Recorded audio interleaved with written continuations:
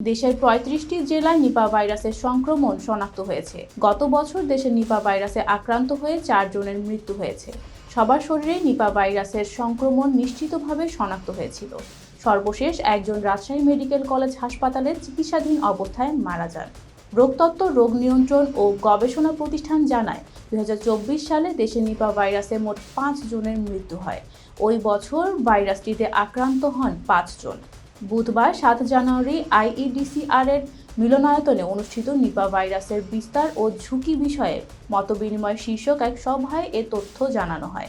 সভায় সভাপতিত্ব করেন আইইডিসিআর-এর পরিচালক তাহমিনা শিরিন।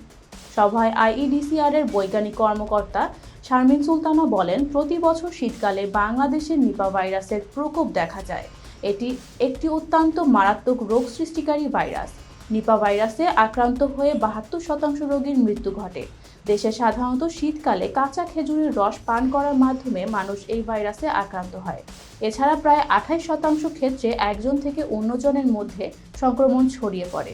তিনি আরও বলেন, নিপা ভাইরাসের জন্য এখনও কার্যকর কোনো চিকিৎসা বা টিকা আবিষ্কৃত হয়নি, যা পরিস্থিতিকে আরও জটিল করে তুলেছে।